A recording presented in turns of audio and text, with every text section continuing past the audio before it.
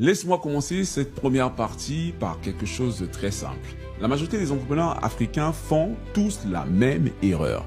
Et cette erreur, je trouve que c'est la plus grave parce que c'est celle qu'elles ne voient même pas. Ils pensent qu'ils ont un business alors qu'en réalité, ils ont juste un poste de travail mal payé avec beaucoup plus de stress et aucune sécurité. Et comment ça se traduit concrètement dans la vie? Ils font tout eux-mêmes. Ils décident de tout, ils veulent tout régler par eux-mêmes, ils corrigent tout, ils font ça et ils appellent ça être sérieux avec leur business. C'est n'importe quoi. C'est n'importe quoi parce que les ultra riches ne jouent pas à ce jeu-là. Eux, ils jouent à un autre niveau. Ils ne construisent pas une entreprise. Ils savent qu'il faut construire un système.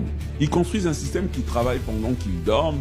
Ils construisent un système qui prend des décisions sans eux. Ils construisent des systèmes qui continuent de produire même le jour où ils disparaîtront. Et si tu restes avec moi, dans un instant, je vais te montrer comment reconnaître si tu as un business ou juste un faux costume d'entrepreneur. La première des choses que tu vas faire, c'est juste observer les phrases qui t'arrivent dans ta tête. Donc, tu vas observer tes pensées. Tu vas remarquer qu'il y a une phrase qui revient souvent qui te dit « Si je ne suis pas là, tout s'arrête ». Alors qu'il existe une minorité d'entrepreneurs qui se dit justement « Si tout dépend de moi, j'ai déjà perdu ». Et cette différence de phrase ou de pensée, c'est la différence entre une carrière qui s'épuise et un empire qui se construit. Et pour te montrer que ce que je dis est vrai, regarde la vie d'Aliko Dangote.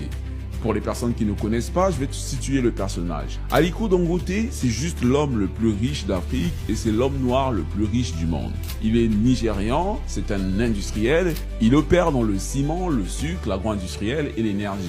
Mais là où je veux attirer ton attention, c'est que Dangote ne vend pas du ciment. Il ne vend pas non plus du sucre. Il ne vend pas non plus de pétrole. Il oriente des flux de matières premières, des flux de logistique, des flux industriels et des flux financiers. Son rôle, c'est de faire de la production, de la transformation, de la distribution. Il a même acquis des ports, donc les ports en eau profonde, et il est investi dans l'énergie. Et ce qui est fou avec l'univers ou les systèmes de Dangote, c'est que tout est relié, tout est intégré, tout est pensé comme une véritable machine. Quand une usine ralentit, une autre compense.